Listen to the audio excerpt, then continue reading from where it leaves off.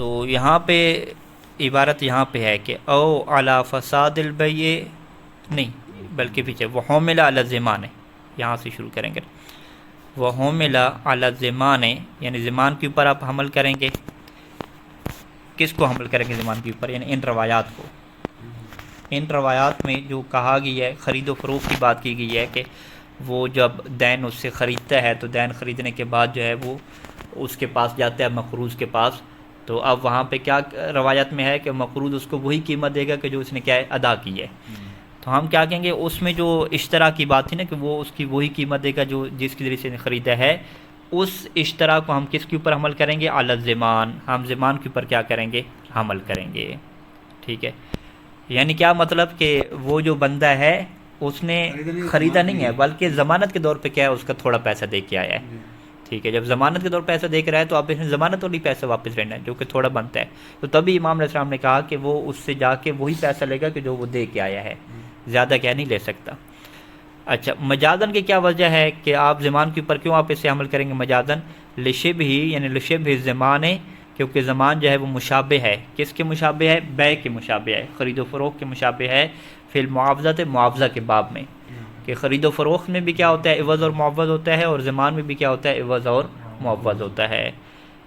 تو بالکل جو ہے وہ دونوں میں کیا پائی جاتی ہے؟ تشابہ پائی جاتی ہے. یہ کیا ہوگی؟ پہلی تعویل ہوگی کہ جس کو جو ہے وہ ہم نے گزشتہ درس میں کیا بیان کیا تھا. ابھی جو نیا درس ہے نا وہ یہاں سے ہے، او علی فساد البیع، دوسری تعویل. ٹھیک ہے، کہ یا آپ جو ہے وہ ان روایات کو حمل کریں گے کس کے اوپر کہ یہ جو اس نے بیع کی ہے نا دین کی، یہ بیع کیا تھی؟ اس کی باطل تھی. ٹھیک تھی نہیں؟ ٹھیک ہے. اچھا، باطل کیوں تھی؟ روایت میں تو نہیں بیان کی تھی باطل تھی، کیا بس کسی وجہ سے باطل ہوگی. فرض کریں کہ اس میں ربا لازم آ گیا. ربا کیسے لازم آ گیا؟ اس نے جو ہے وہ 10 کلو جو گندم اس نے دینی تھی، اس نے 10 کلو گندم کے بدلے میں کیا ہے جی 9 کلو گندم دے دی. ٹھیک ہے، تو اب ہم کہیں گے کہ خرید و فروخت میں ربا لازم آ گیا، کیونکہ گندم کس میں سے ہے؟ موزون میں سے ہے، اور موزون میں سے ہے اور جنس بھی کیا ایک ہے. تو موزون میں سے ہو، جنس ایک ہو، تو اس کو برابر رکھنا کیا ہوتا ہے؟ ضروری ہوتا ہے. تو اس نے کیا تھوڑی رکھی. ٹھیک ہے، لہٰذا ربا لازم آ گیا، بیع کی کیا ہوگی؟ باطل ہوگی. یعنی اس نے گندم کے اندر میں پیسہ نہیں دیا. اگر گندم کے اندر میں پیسہ دیتا نا پھر ربا لازم نہ ہوتا، جنس الگ تھی. تو ہم یہ فرض کرتے ہیں، یہ تعویل کرتے ہیں کہ اس نے جو گندم جو قرض اور دین تھا اس کے بدلے میں گندم ہی دیا اور تھوڑی دی ہے اس کو. ٹھیک ہے، تو لہٰذا ربا لازم آ گیا، بیع باطل ہوگی. اب جب بھی بیع باطل ہو جاتی ہے نا، کسی بھی بندے کی بیع باطل ہوتی ہے، تو اس کا قانون کیا ہوتا ہے کہ وہ کہتے ہیں چلو جی اپنی اپنی چیزیں واپس کرو. ٹھیک ہے، اپنی اپنی چیزیں کیا کرو؟ واپس کرو. آپ نے کسی سے گاڑی خریدی، پتہ چلا کہ یہ تو شریعت میں بیع باطل ہے. جب بیع باطل ہے تو آپ کہیں گے میری گاڑی واپس کریں، جو میں نے آپ سے پیسے نہیں میں آپ کو کیا کرتا ہوں؟ واپس کرتا ہوں. ٹھیک ہے، یہ صورتحال ہوگی. اچھا، اب جو ہے وہ اس نے 9 کلو جو ہے وہ گندم اس کو دے دی بکر کو، تو یہ بیع کیا ہوگی؟ باطل ہوگی. اب اس نے بکر سے کیا لینے ہیں؟ 9 کلو واپس لینے ہیں نا. بیع تو باطل، بکر کا بھی 9 کلو میرے کیا واپس کریں. ٹھیک ہے، اب وہ جو بکر ہے جو بائع بن رہا ہے وہ خود واپس نہیں کرتا. وہ کیا کہتا ہے کہ ٹھیک ہے میں نے آپ کے جو ہے وہ 9 کلو واپس کرنی ہے، لیکن میں اس سے کہتا ہوں، زید کو کہتا ہوں کہ تم کیا کرو جی اس کو 9 کلو کیا کر دو؟ واپس کر دو. لہٰذا تم زید کے پاس جاؤ اور وہاں سے جو ہے وہ تم 9 کلو کیا اٹھا لو. ٹھیک ہے، تو اب یہ جو زید یہاں پہ دے رہا ہے وہ کس کی اجازت سے دے رہا ہے؟ اسی بائع، یہ جو بکر تھا اسی کی پرمیشن سے جو اس کا 9 کلو ہے وہ کیا ہے اس کو دے رہا ہے. تو ان کی آپس میں ڈیل ہوگی کہ آپ جو ہے وہ 9 کلو میرا دے دو، تو باقی آپ نے میرا 10 کلو پہلے بھی دینا ہے، تو 9 کلو بھی دے دو، تو 1 کلو کیا بقایا رہ جائے گا، وہ پھر کیا آپ بعد میں دے دینا. تو وہ اس کی بات بھی مان گئے. ان کا ٹھیک ہے جی آپ کی مسئلہ ہے، آپ نے بیع وغیرہ کی باطل ہوگی، تو آپ نے جو اس کی واپس کرنی ہے پیمنٹ تو میں کیا ہے وہ دے دیتا ہوں. تو اسی وجہ سے امام نے کہا کہ جب یہ اس کے پاس جائے گا مدیون کے پاس تو وہ کتنا لے گا؟ وہ اپنے کیا ہے جو اس نے دیا تھا وہی لے گا نا، زیادہ تو نہیں لے گا. لیکن وہ کیسے لے گا؟ وہ بائع کی پرمیشن سے لے گا.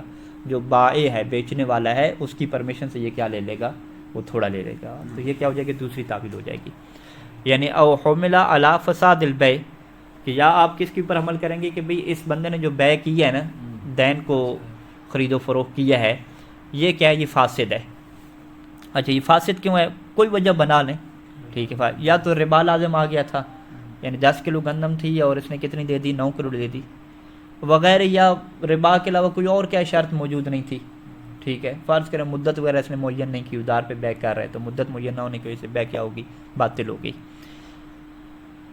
تو اب کیا ہے فساد بے ہوگی تو فساد بے کے بعد اس نے اپنی چیز واپس لینی ہے نا، ٹھیک ہے، تو فیکون الدفع، پس یہ جو اس کے لیے بھی ربا ہوگا نا، ہاں 9 کلو جو ہے 10 اس سے لے رہا ہے، ہاں زیادہ کرے پھر بھی کیا ربا ہوگا، تھوڑا کرے یا زیادہ کرے، میں نے ربا شما ہوگا کس میں؟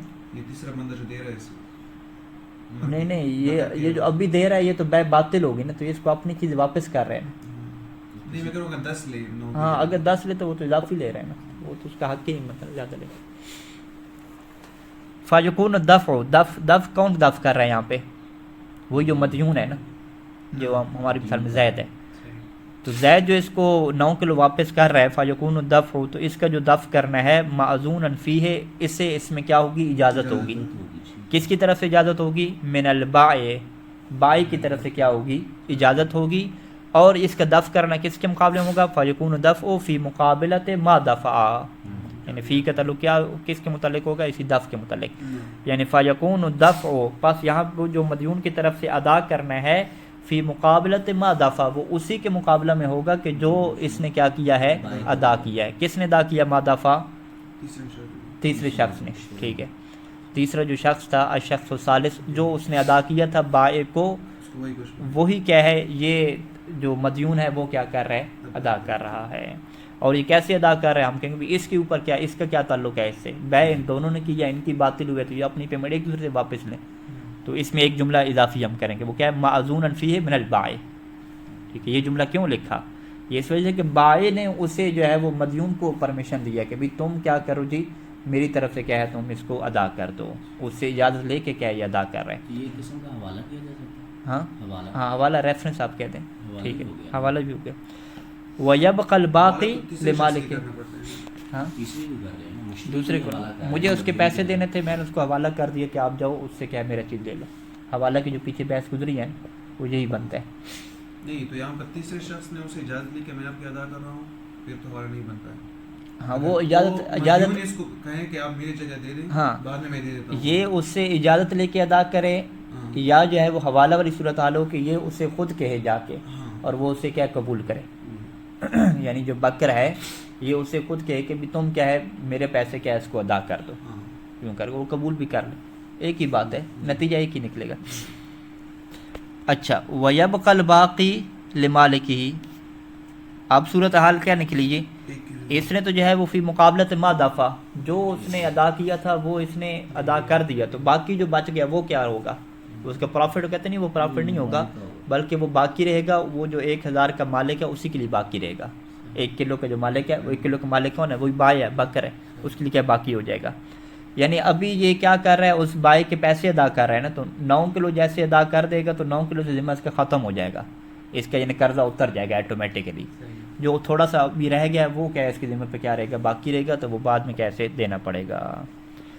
تو یہ 2 تعویلیں ایسی ہیں جس کی وجہ سے جو ہے وہ آپ یہ کہہ سکتے ہیں کہ یہ جو امام رضا علیہ السلام کی، یہ امام صادق صاحب کی روایت تھی، یہ جو ہے وہ قواعد کلی کے خلاف کیا ہے؟ نہیں گئی۔ جو عمومی قواعد تھے اوفوا بالعقود کے جیسا ایگریمنٹ ہو اسے پورا کرنا ہے، تو جو ایگریمنٹ تھا وہی کیا پورا ہو رہا ہے، اس سے کیا کم اور اوپر چیز نہیں ہو رہی۔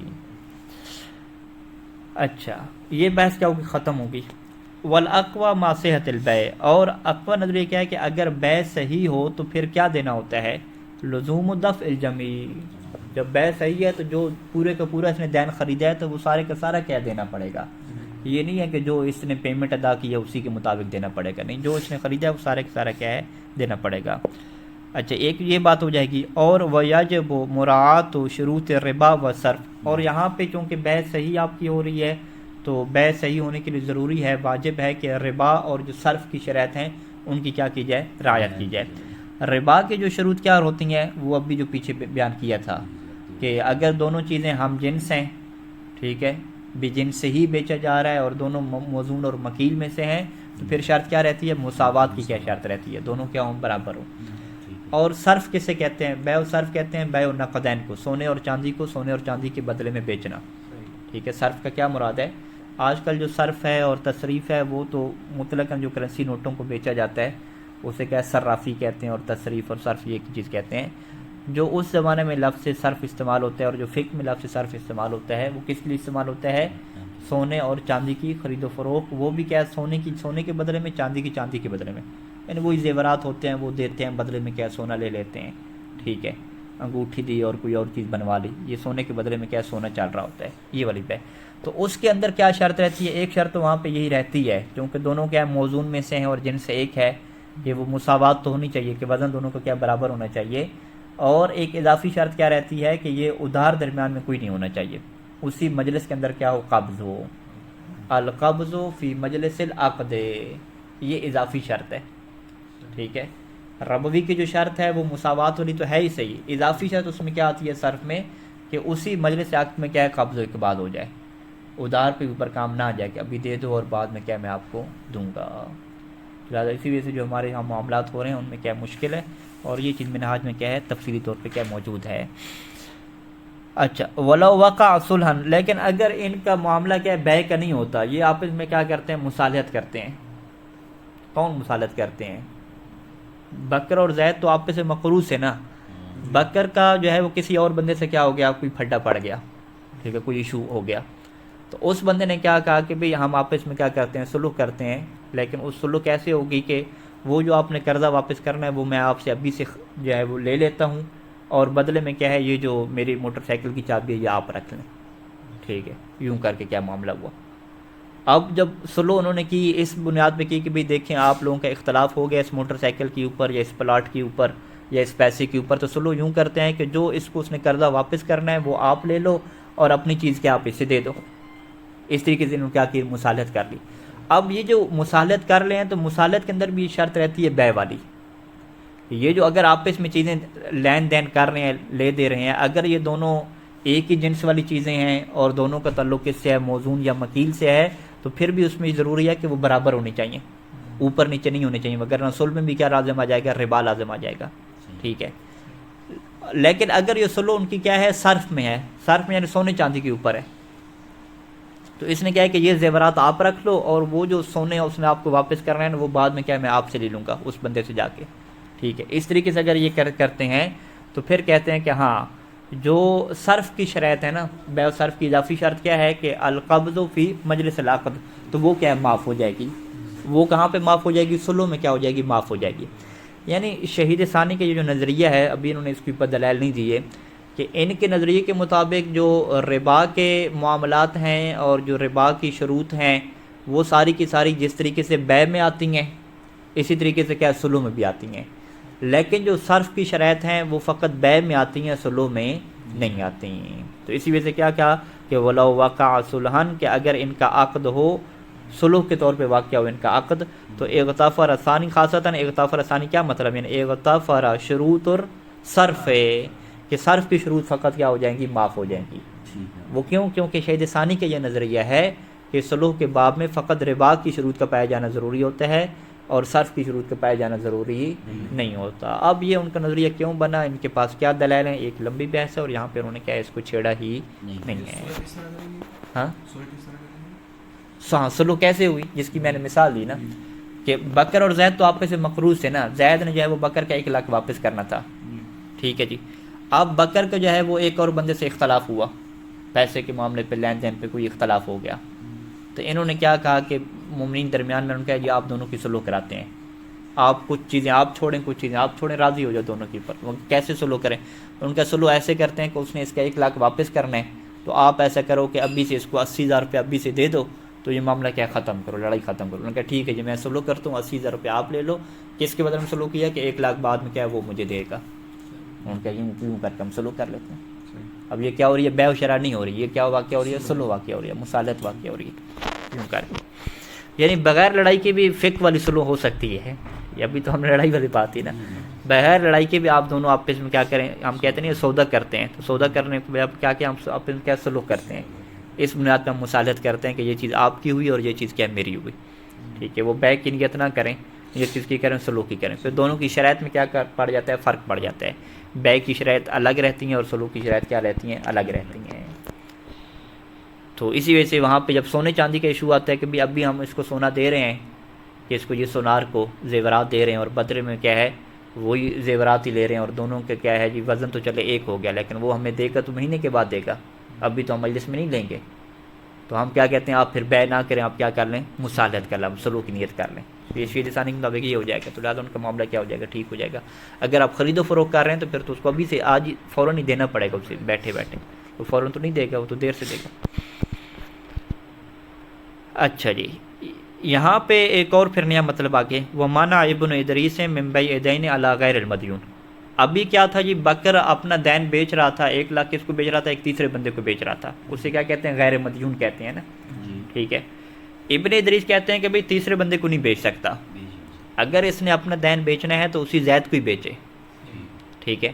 مانا ابن ادریس سے منع کر دیا کہ من بیع دین، کہ اپنے دین کو بیچنا جائز نہیں ہے، کس کے اوپر، اعلیٰ غیر المدیون، غیر مدیون تیسرے بندے کے اوپر، جیسے ابھی ہم مثال بنا رہے تھے، وہ کہتے ہیں جائز نہیں ہے۔ استناداً الی دلیل قاصر و تقسیم غیر حاصر، اور انہوں نے جو ابن حدیث نے یہاں پہ استناد کیا ہے ایک ایسی دلیل کی طرف دیا ہے کہ جو قاصر ہے۔ قاصر کسے کہتے ہیں، قصور، یعنی جو کمزور دلیل ہے، کہ ایک کمزور دلیل کی طرف، و تقسیم، کہ ایک ایسی تقسیم کی طرف کہ غیر حاصر، کہ جو حاصر نہیں ہے، ٹھیک ہے۔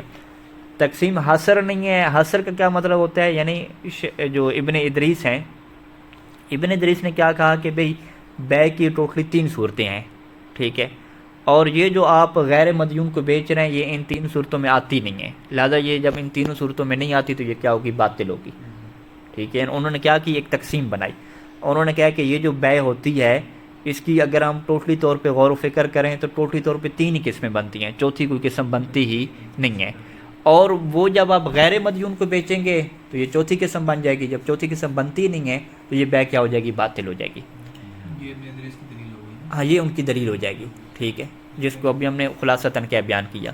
تو شہید ثانی کا کیا اشکال ہے اس کے اوپر، کہ یہ جو آپ نے 3 کے اندر منحصر کیا ہے کہ بس بے کی یہ 3 ہی شکلیں بنتی ہیں، چوتھی بن ہی نہیں سکتی، یہ آپ کو کس نے کہا فقط 3 بنتی ہیں، آپ یہ چوتھی بنا لو، غیر مدیون والی چوتھی بنا لو، ٹھیک ہے۔ فقط 3 کے اندر منحصر کرنا اس حاصر کے اوپر کیا ہے، کوئی آپ کے پاس دلیل نہیں ہے، لہذا آپ کی جو تقسیم ہے وہ تقسیم حاصر نہیں ہے، یعنی تقسیم جو ہے وہ حاصر اس کے اندر نہیں ہے، تقسیم غیر حاصر ہے۔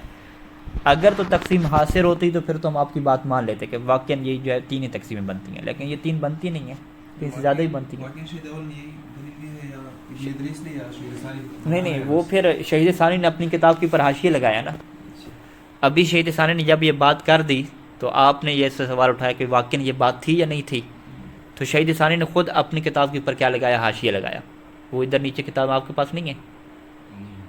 اچھا، میرے پاس ہے، اس میں جو ہے وہ شہید ثانی نے پوری کیا ہے بات واضح کی، کہ انہوں نے کہا بھی یہ جو ہے وہ ابن ادریس کی یہ بات تھی، اس طریقے سے انہوں نے کام شروع کیا، اور یہ دیکھو بات کوئی بنتی نہیں ہے۔ دلیل کی بنا پر اس بے کو ہاں بالکل بالکل۔ اب وہ چیز جو ہے وہ تقریباً یہاں پہ آدھے صفحے کا جو ہے وہ حاشیہ ہے پورا، آدھے سے بھی زیادہ کا، ٹھیک ہے۔ اگر وہ ہم یہ بحث پڑھیں، تقسیم دوبارہ سمجھیں ابن ادریس کی، پھر اس کی پرشکال کریں، بات لمبی ہو جائے گی، مجھے نہیں خیال کہ یہ امتحان میں بھی کیا اس چیز کو مانگا جائے گا۔ ہاں، اور خود شہید ثانی کو خیال آ گیا، انہوں نے بعد میں حاشیہ لگا دیا تاکہ پڑھنے والوں کے لیے آسانی ہو۔ ویسے کون سی 3 قسمیں؟ ہاں، اب چھیڑیں تو ٹھیک ہے، چھیڑ دیتے ہیں پھر۔ اچھا، چلیں، یہ آپ کو میں حاشیے کے گروپ میں بھیج دوں گا، وہاں پہ آپ دیکھ لیجیے گا، مشاہدہ کر لیجیے گا، ٹھیک ہے۔ اچھا، والمشہور و الصحہ، جبکہ مشہور کا نظریہ کیا ہے کہ الصحۃ مطلقاً، ٹھیک ہے، کہ یہ بے کیا ہے، بیع الدین کیا ہے، مطلقاً صحیح ہے۔ مطلقاً کیا مطلب ہوگا، چاہے غیر مدیون کے اوپر ہو یا مدیون کے اوپر ہو، دونوں صحیح ہیں۔ اس کی وجہ کیا ہے کہ ادلہ ہمارے پاس عمومی ہے نا، جو بے کی دلیلیں ہیں کہ احل اللہ البیع، کہ بے حلال ہے، اوفو بالعقود، ٹھیک ہے جی، آپ جو بھی ایگریمنٹ کرتے ہیں اسے پورا کرو، اس کے اندر یہ تو نہیں لکھا گیا کہ یہ بے جو ہے وہ آپ مدیون سے کریں گے تو حلال ہوگی، غیر مدیون سے کریں گے تو حرام ہوگی۔ اوفو بالعقود میں جو آپ ایگریمنٹ کرتے ہیں ان کو پورا کرنا ضروری ہے، اس میں یہ نہیں لکھا گیا کہ اگر مدیون سے کریں گے تو پورا کرنا ضروری ہوگا، غیر مدیون سے کیا ہے پورا کرنا ضروری نہیں ہوگا، ایسی کوئی بات نہیں ہے۔ عمومی طور پہ بے کو کیا ہے درست قرار دیا گیا ہے کہ آپ یہ بے کر سکتے ہیں، دلائل آپ کے پاس عمومی ہیں، جب عمومی دلائل ہیں اس کے اندر کوئی اس طرح کا فرق نہیں رکھا گیا، تو یہ فرق آپ کیوں لے کر آ رہے ہیں، ٹھیک ہے جی۔ اچھا، ایک اور بحث، وَلَوْ بَاعَ الذِّمِّيُّ مَا لَا يَمْلِكُهُ الْمُسْلِمُ كَالْخَمْرِ وَالْخِنْزِيرِ ثُمَّ قَضَىٰ مِنْهُ دَيْنَ الْمُسْلِمِ صَحَّ قَبْضُهُ وَلَوْ شَاهَدَهُ۔ یہ جو ہے وہ اہل بیت علیہ السلام کے زمانے میں یہ مسئلہ جو ہے وہ کافی پیش آتا تھا کہ کفار جو ہے وہ ہوتے تھے ذمی ہوتے تھے. کافر ذمی اور کافر حربی میں کیا فرق ہے کہ کافر ذمی جو ہے وہ مسلمانوں کے معاشرے میں زندگی گزار رہا ہوتا ہے اور اسی کے مطابق جو ٹیکس وغیرہ بنتا ہے وہ بھی دے رہا ہوتا ہے, ٹھیک ہے. تو اس کے علاوہ وہ اپنی خرید و فروخت کرتا ہے, اپنی عبادات کے اوپر کیا عمل کرتا ہے. کافر حربی کیا ہے کہ وہ مسلمانوں کے ساتھ صحیح طریقے سے نہیں رہتا, ٹھیک ہے, نہ وہ ان کو ٹیکس دیتا ہے, نہ قوانین کی ان کی پاسداری کرتا ہے, بس اس کی ہر ٹائم پہ جو ہے وہ حرب اور جنگ لڑائی کی کیا باتیں ہوتی ہیں. تو کافر ذمی کے جو ہے وہ چونکہ وہ ٹیکس وغیرہ دے رہا ہے اور باقی چیزیں اور حکومت کو سپورٹ بھی کر رہا ہے مسلمانوں کی ساری چیزیں, تو اس کو جو ہے وہ اسلام نے ایک آپشن دیا ہے کہ تم جو ہے وہ اپنی عبادات کے مطابق اور تمہارے مذہب میں جو چیزیں جائز ہیں تم کیا پریکٹس کر سکتے ہو, ٹھیک ہے. لیکن وہ چیزیں جو ہمارے یہاں ممنوع ہے ان کی تم پریکٹس کیا سر عام نہیں کرو گے کہ سر عام جو ہے وہ تم خنزیر جو ہے وہ کھا رہے ہو, شراب پی رہے ہو, ایسا نہیں ہوگا. وہ تم کیا ہے چھپ کے کرو گے تاکہ جو ہے وہ مسلمان کیا خراب نہ ہوں, ان کا معاشرہ کیا خراب نہ ہو, ٹھیک ہے جی. تو اب صورتحال کیا ہے کہ یہ جو خنزیر ہے, سور جسے ہم کہتے ہیں, اور جو شراب ہے, یہ تو مسلمان ان کا مالک نہیں بن سکتا, ان کی خرید و فروخت حرام ہے, ٹھیک ہے. لیکن جو کافر ذمی ہے اس کے لیے تو ٹھیک ہے بھائی, ٹھیک ہے, مسلمان کے لیے حرام, اس کے لیے ٹھیک. اب جو ہے وہ قرضہ تو لین دین کا لگا رہتا تھا کافروں کے ساتھ بھی, اس سے پیمنٹ لے لی, ادھار لے لیا, ٹھیک ہے. تو اب جو ہے وہ اس نے کیا کیا جی, ایک فرض کریں کہ کافر ذمی کو کوئی چیز بیچی ادھار پہ, اب اس نے اس کا ادھار واپس کرنا تھا. تو کافر ذمی نے کیا کہا کہ میرے گھر میں جو ہے وہ خنزیر پال رہا ہے, ابھی وہ بڑا ہو جائے گا تو ہم انشاءاللہ اپنی عید پہ بیچیں گے, تو وہ جو پیمنٹ آئے گی تو آپ کا ادھار کیا سارا چکا دیں گے. اس نے کہا اچھا آپ خنزیر بیچ کے جو ہے وہ میرے ادھار کے پیسے واپس کریں گے. انہوں نے کہا بالکل جی, آپ خنزیر بیچ کے جو آپ کے ادھار کے پیسے جو ہے واپس کریں گے. اب یہاں پہ جو ہے وہ کیا مسلمان کے لیے اس کے اپنے ادھار کو لینا جائز ہے, ٹھیک ہے, جبکہ اسے پتہ بھی ہے کہ یہ خنزیر کو بیچ کے آ رہا ہے. اگر جو ہے وہاں پہ کافر ذمی نہ ہوتا, مسلمان ہوتا, مسلمان جو ہے وہ اگر وہی حرام کی کمائی سے لا کے دیتا واضح طور پہ, تو یہ اس کے لیے کیا لینا جائز نہیں تھا, ٹھیک ہے. یعنی اگر وہ خنزیر کو بیچتا ہے اور خنزیر کے بدلے میں پیسہ ملتا ہے اور وہی پیسہ کیا لا کے اس کو دیتا ہے, تو یہ اس کے لیے جائز نہیں لینا. جیسے چوری کے پیسے, ہمیں پتہ ہے کہ یہ بندہ چوری کا پیسہ لے کر آ رہا ہے, تو چوری کا پیسہ ہم نہیں دے سکتے.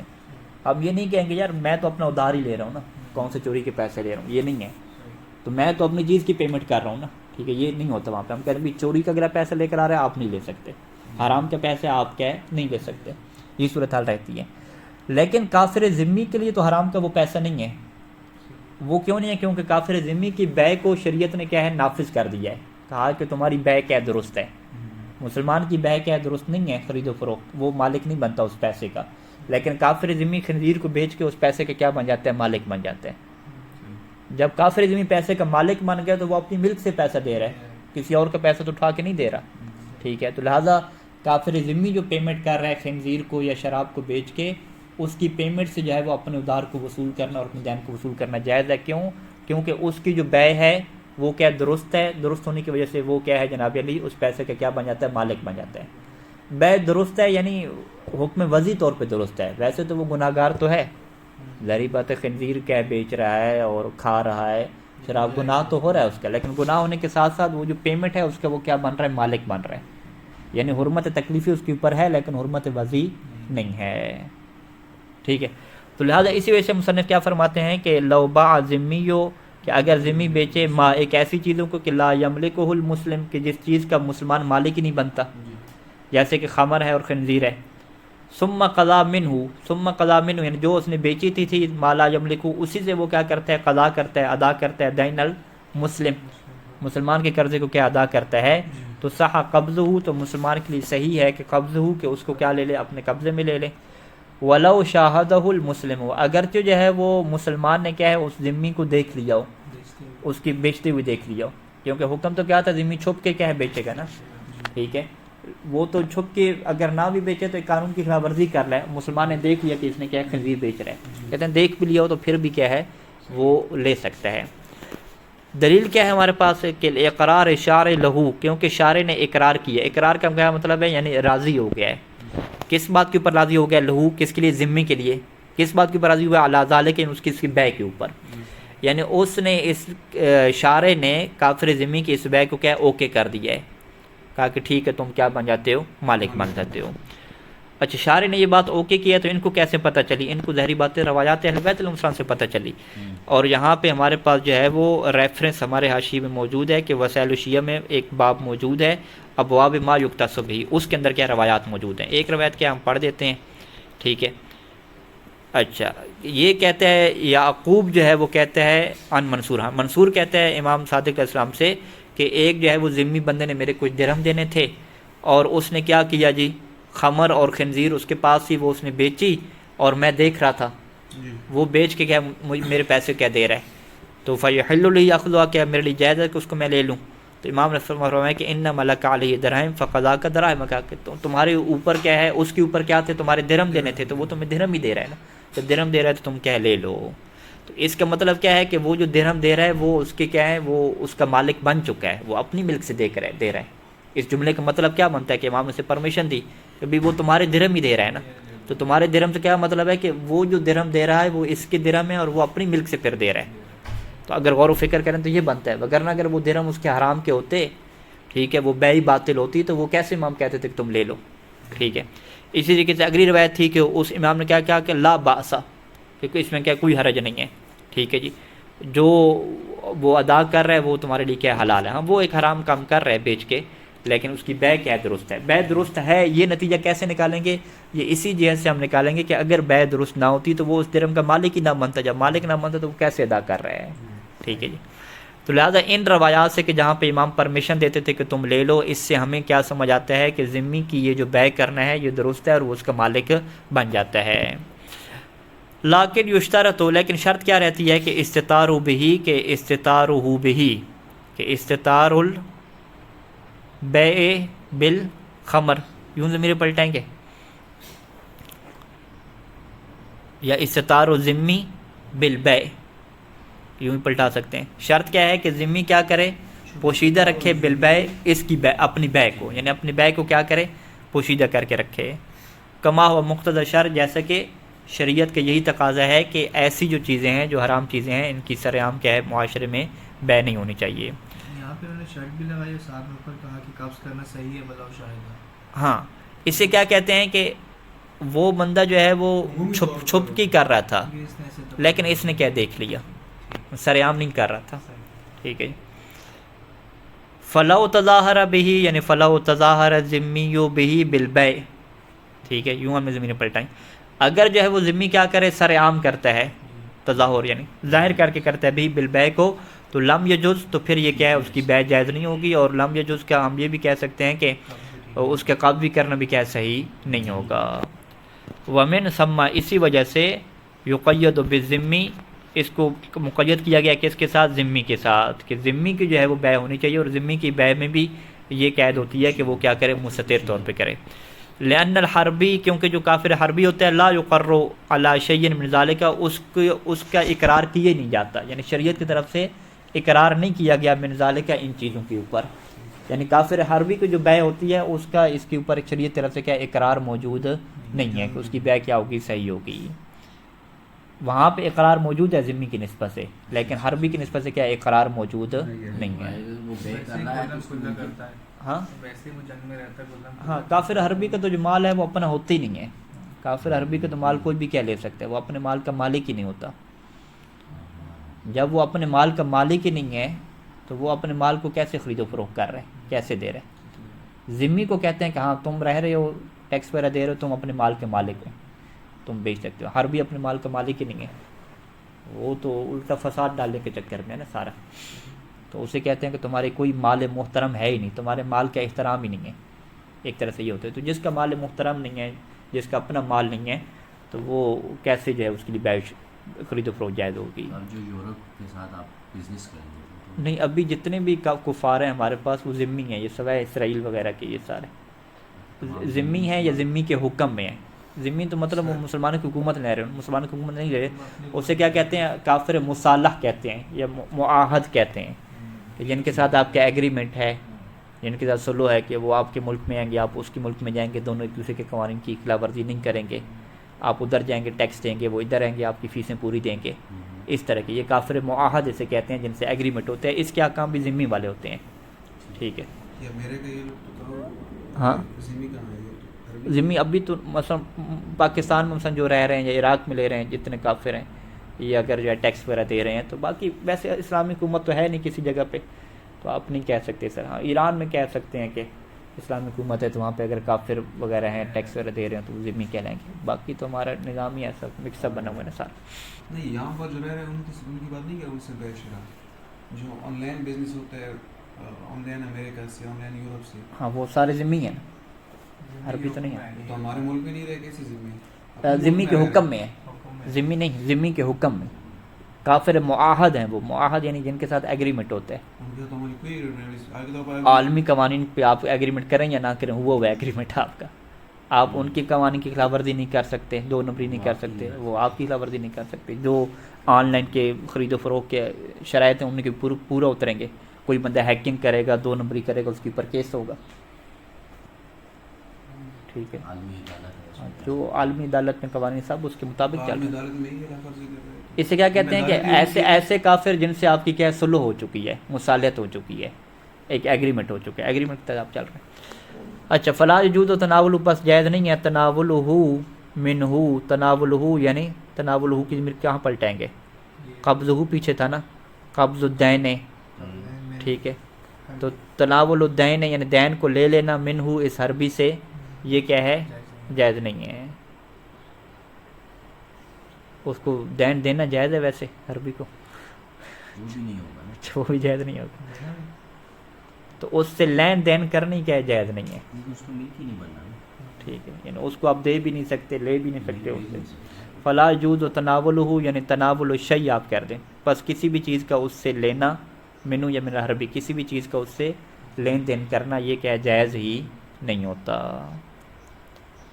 اچھا جی، ایک اور پیرا پڑھ لیں. جی. ولا تحل الدیون المؤجلہ بحجر المفلس. تحل حال اور اجل، یہ دو چیزیں پہلے گزری تھی نا، ٹھیک ہے. کہ دین کیا ہوتا ہے؟ حالی ہوتا ہے یا کیا ہوتا ہے؟ اجل اس کی مؤجل ہوتی ہے. حالی کا کیا مطلب یہ تھا کہ جس کے ادا کا کوئی وقت کیا معین نہ ہو، مالا یعین وقت و ادا ہی، جس کے ادا کا کوئی وقت معین نہیں ہوتا، اور حالی کو نقدی بھی کہتے ہیں. جی. ٹھیک ہے جی. اور معجل کیا ہوتا ہے کہ جس کے ٹائم ہوتا ہے، جس کی ادا کرنے کی کیا ہوتی ہے؟ اجل اور مدت ہوتی ہے. اجل اسی مدت کو کہتے ہیں.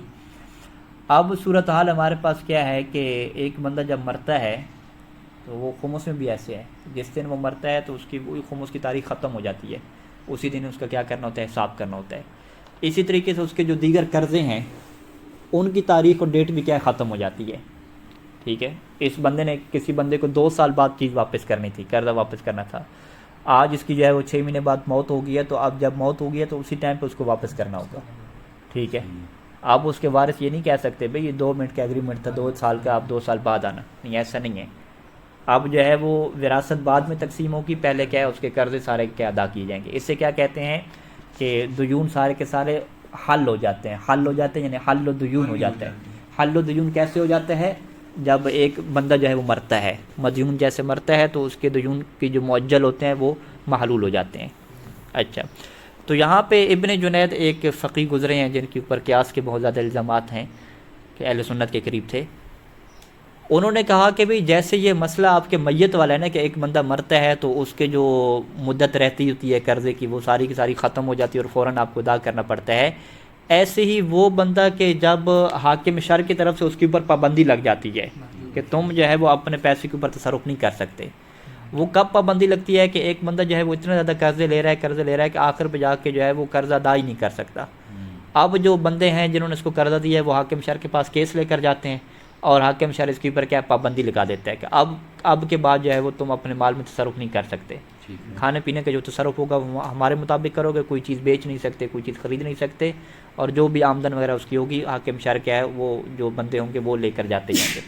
اسے کیا کہتے ہیں کہ یہ بندہ کیا ہوگا؟ حجر اس کے اوپر لگی، پابندی لگ گئی حاکم شرع کی طرف. اور جب جس کے اوپر پابندی لگ جاتی ہے اسے کیا کہتے ہیں؟ مفلس کہتے ہیں. مفلس ایک تو مفلس ہوتا ہے نا، مفلس کیا ہے کہ جو نادار ہے، فقیر ہے. مفلس کیسے کہتے ہیں؟ جس کے اوپر حاکم شرع کی طرف سے کیا پابندی لگ جائے. تو اب ابن جنید نے کہا کہ بھئی جیسے جو ہے وہ میت بیچارہ جو ہے وہ اپنے مال کے اوپر تصرف نہیں کر سکتا، مر گیا ہے تو اس کو اوپر تصرف نہیں کر سکتا نا، وہ فزیکلی طور پہ بھی نہیں کر سکتا، کچھ بھی نہیں ہے، ارادہ بھی ختم ہو گیا. تو ایسی یہ بندہ بھی ہے جو ہے تو زندہ سلامت، لیکن حاکم اشار نے اس کے اوپر ایسے پابندی لگائی کہ گویا کہ یہ مر گیا، ٹھیک ہے زندہ سلامت، لیکن اپنے مال میں کیا ہے یہ خرید و فروخت تصرف کر ہی نہیں سکتا، زندہ سلامت ہے، عقل مند ہے، سب کچھ ٹھیک ہے، ٹھیک ہے، بعد میں ہٹ بھی سکتا ہے نا اس کے اوپر. ہاں اب وہ پابندی ہٹ بھی سکتی ہے، ہاں اس کی دوبارہ زندگی واپس اللہ کی طرف سے آ بھی سکتی ہے، ٹھیک ہے. اچھا تو انہوں نے کہا بھی جیسے میت کے اوپر پابندی لگی نا، آپ اسی پابندی کو دیکھیں، میت کے اوپر پابندی لگی فزیکل طور پہ کہ وہ اپنے مال میں تصرف وغیرہ کچھ نہیں کر سکتا، تو ایسی کس کے اوپر پابندی لگی؟ مفلس کے اوپر بھی لگی. تو جب میت کے اوپر آپ نے کہا کہ اس کی مدت ختم ہوگی، فوراً کیا کرو قرض ادا کرو، تو اس کی مدت بھی کیا ختم ہو جاتی ہے. اب جیسی پیمنٹ آتی جائے گی فوراً کیا ادا ہوتے جائیں گے، اب ٹائم کو کیا نہیں دیکھا جائے گا، ٹھیک ہے، اس کی ختم ہو جائے گی. لیکن یہ ابن ادریس کا نظریہ ہے. ہمارے فقہا کا مشہور نظریہ کیا ہے کہ نہیں، پابندی لگے گی، پیسہ بھی آئے گا، لیکن فوراً ادا نہیں کرنا ہوگا، جس چیز کا جو ٹائم رہتا ہے اسی ٹائم پہ کیا ان کو ملے گا. ہاں وہ آ کے کہیں گے کہ بھئی دیکھو ابن ادریس کے جو مقلدین ہوں گے وہ کیا آ کے کہیں گے، ابن ادریس میں کہہ رہا ہوں ابن جنید، ہاں ابن جنید کے جو مقلدین ہوں گے وہ آ کے کیا کہیں گے، بھی آپ کے اوپر پابندی لگ گئی نا، تو لہٰذا ابھی سے پیسہ آ رہا ہے ابھی ہمیں دو، ٹھیک ہے. وہ کہے گا بھی 1 سال کا ٹائم تھا، معجل تھا، کہتا نہیں معجل حجل ختم ہو گئی. ہمارے فقی ابن جنید نے کہہ دیا کہ تم میت کی طرح ہو گئے ہو، اس کی مدت ختم ہو جائے، تمہاری مدت بھی ختم، لہٰذا پابندی لگی، ابھی سے پیسہ کیا ہمیں پکڑاؤ. مشہور فقہا کیا کہیں گے، نہیں جی یہ پابندی تو لگے گی لیکن پیسہ ابھی سے نہیں ملے گا، وہ تمہیں کیا اپنے ٹائم پہ ملے گا جو تمہارا کیا ایگریمنٹ تھا، کیونکہ جو دین معجل ہے وہ دین معجل ہی کیا رہے گا، باقی رہے گا. حالی ہوگا تو اس صورت میں کیا ہوگا؟ حالی ہوگا تو وہ تو فوراً ہی دینا پڑے گا نا. وہ تو حالی کا کیا ہوتا ہے، ہین المطالبہ، اس کی ادا کرنے کی کوئی ٹائم مدت نہیں ہوتی، جب وہ مطالبہ کرے گا دائن جو ہے قرضہ دینے والا تو وہ کیا ادا کرنا پڑتا ہے. مفلس والی صورت میں بھی ایسی ہے کہ اگر وہ طلب کر رہا ہے تو واپس کرنے نہیں کر رہا تو ہاں اگر حالی جب ہو جائے گا تو پھر ادا کرنا پڑے گا، جیسے وہ طلب کریں گے ادا کرنا پڑے گا. یعنی ابن جنید کا کیا نظریہ ہو جائے گا مفلس میں، کہ مفلس کے اوپر پابندی لگی تو اس کے دین معجل جتنے تھے سب کی مدت ختم ہو جائے گی، سب حالی ہو جائیں گے. جب سب حالی ہو جائیں گے تو اب جن بندوں نے قرضہ دیا ہے وہ جیسے مانگتے جائیں گے فوراً دیتا جائے گا. انہیں یہ نہیں کہہ سکتا کہ تم 6 مہینے بعد آنا، سال بعد آنا، ایسا نہیں ہے، فوراً کہہ دینا واجب ہو جائے گا.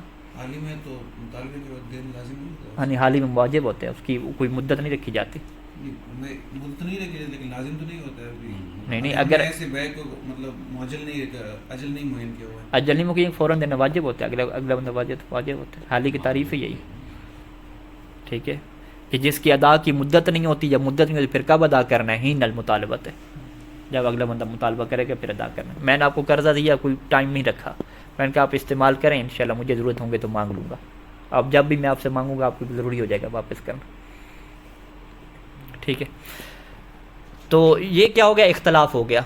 اب مصنف کیا کہتے ہیں، شہید ثانی یہاں پہ یہ فرماتے ہیں کہ جب اختلاف ہو گیا نا، آپ کو شک پڑ گیا کہ جو دین معجل تھا کیا وہ اب حالی بنے گا یا حالی نہیں بنے گا، تو یہاں پہ ہمارے پاس ایک اصل استصحاب ہے، ٹھیک ہے. استصحاب لا تنقل یقینا بشک جو امام صادق علیہ السلام نے دی تھی کہ بھئی آپ کو گزشتہ یقین تو ہے نا معجل ہونے کا، وہ تو باقاعدہ ایگریمنٹ ہوا تھا، معجل تھا، دین معجل تھا.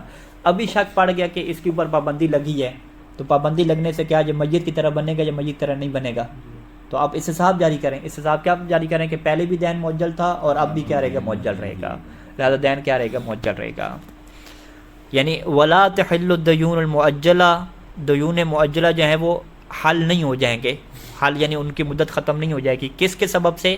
بحجر المفلس سے، کہ مفلس کے اوپر جب حاجر پابندی لگے گی حاکم شہر کی طرف تصرف کی کہ تم وہاں تصرف نہیں کر سکتے، تو اس کے دیون کیا حال نہیں ہو جائیں گے، یعنی جو دیون ہیں وہ حالی نہیں بن جائیں گے. کیوں نہیں حالی بنیں گے؟ بھئی پابندی لگ گئی اس کے اوپر، کہتے ہیں چلے پابندی لگ گئی نا، آپ کو شک پڑ گیا کہ بعد الحجر، حجر کے بعد کیا اس کے دیون معجل باقی رہیں گے یا نہیں رہیں گے، تو عملاً بالاصل، تو اصل استصحاب کے اوپر عمل کرتے ہوئے، یعنی یہ پیپر میں لکھنا پڑتا ہے کہ یہاں اصل سے کیا مراد ہے، تو وہاں پہ آپ کیا لکھیں گے کہ اصل سے مراد کیا ہے، اصل استصحاب ہے کہ قبل حجر المفلس کان الدین معجلا، بعد حجر المفلس نحن نشک ان الدین یبقى معجلا او یسیر حال، تو ہم کیا کہیں گے، یبقى معجلا، پہلے بھی معجل تھا تو اب بھی کیا رہے گا، معجل. یہ پوری بات لکھنی پڑے گی، یہ جو بھی 4 جملے آپ کو بتائے یہ لکھنے پڑیں گے.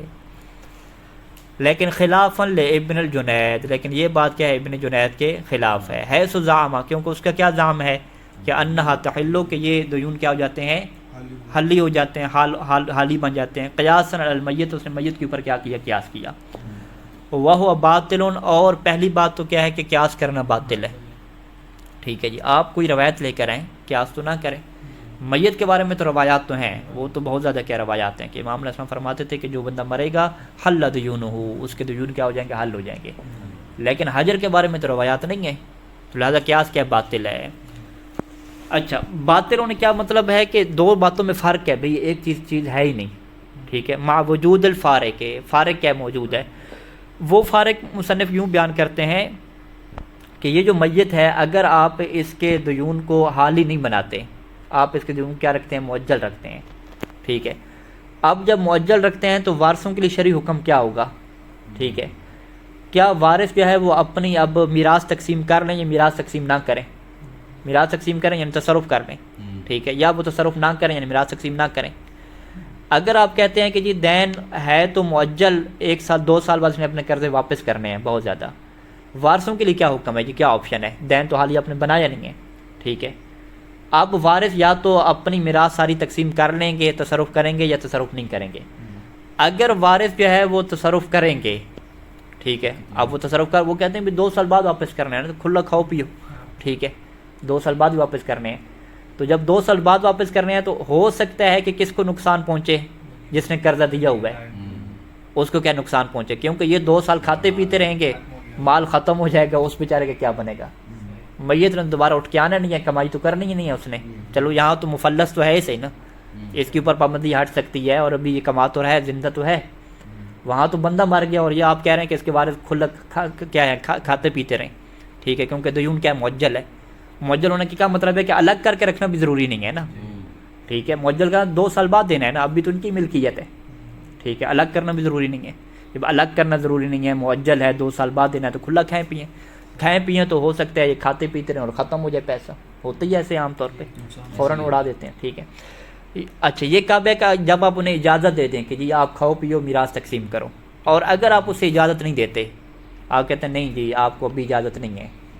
ٹھیک ہے، جب تک جائے وہ قرضہ ادا نہ ہو جائے. انہوں نے کہا اچھا جی قرضہ ادا کرتے ہیں، پھر کہتے ہیں قرضہ ابھی تو ادا نہیں کرنا، حالی تو نہیں ہے، یہ تو معجل ہے، لہٰذا 2 سال تک کیا چپ کر کے بیٹھے رہو. کیونکہ قانون کیا ہے کہ پہلے قرضے ادا ہوں گے پھر میراث تقسیم ہوگی. لہٰذا کیا آپ کے اوپر پابندی ہے، پہلے قرضے ادا ہوں گے. اب وہ کہتے ہیں قرضے کب ادا ہونے، کہتے ہیں معجل ہے جی 2 سال بعد. اب 2 سال تک یہ بیچارے جو ہے بیٹھے رہیں، تصرف نہ کریں، تو نقصان کن کو ہے، ان کو نقصان ہے. ٹھیک ہے، تو جب کہ یہ وہ جو نقصان ہے یہ مفلس میں تو نہیں آتے نا، جس کے اوپر پابندی لے وہاں تو یہ نقصان نہیں آتے. ٹھیک ہے، کہتے ہیں کہ مع وجود الفارق، فارق کیا ہے کہ بے تضرر الورثۃ، کہ وارثوں کو نقصان پہنچ سکتا ہے. ان منعوا من التصرف، کہ اگر انہیں تصرف سے روک دیا جائے. کب تک، الی ان یحل، جب تک دین کیا ہے حالی نہیں بن جاتا. ابھی معجل باقی رہے گا نا، 2 سال بعد جا کے حالی بنے گا نا، مدت ختم ہوگی. تو 2 سال تک ان کے اوپر تصرف رکھیں تو اس کو نقصان پہنچے گا. اور وصاحب الدین، یعنی بے تضرر الورثۃ وصاحب الدین، یوں ورثہ کے اوپر عطف ہوگا. اور جو دین کا مالک ہے جس نے قرضہ ان سے واپس لینا ہے اس کو نقصان پہنچ سکتے ہیں. ان لم یمنعوا، اگر انہیں کیا تصرف سے منع نہ کیا جائے، انہیں کہا جائے کہ بھی ابھی سے میراث تقسیم کر لو، تو یہ کہیں گے ابھی سے میراث ساری تقسیم کریں گے، الگ تھوڑی کرنا ہے. الگ تب کرتے جب دین حالی ہوتا، 2 سال بعد ہے نا، ابھی تمہاری ملک ہے، ہم سارا تصرف کریں گے. ٹھیک ہے، تو پھر کیا ہے، صاحب دین کو کیا پہنچ سکتا ہے، نقصان پہنچ سکتا ہے. کیوں؟ کیونکہ یہ ہو سکتا ہے کہ تصرف تام کر دیں اور اس کے لیے کچھ باقی نہ رہے. بخلاف المفلس، جبکہ مفلس کے برخلاف یہ چیز ہے، یعنی وہاں پہ نقصان نہیں آتا. کیوں؟ لبقاء ذمت ہی، کیونکہ مفلس کے ذمہ کیا رہتا ہے، باقی رہتا ہے. اس کا مال ختم بھی ہو جائے، وہ تصرف نہ بھی کرے یا کرے، اس کے ذمہ پہ چیز باقی ہے، وہ خود زندہ ہے. ٹھیک ہے، جبکہ میت کے ذمہ پہ کیا ہے، کچھ پھر باقی ہو بھی صحیح تو اب وہ کما تو نہیں سکتا. ٹھیک ہے، وہ آگے نہیں رہ سکتا. صلی اللہ علی محمد و آلہ اجمعین.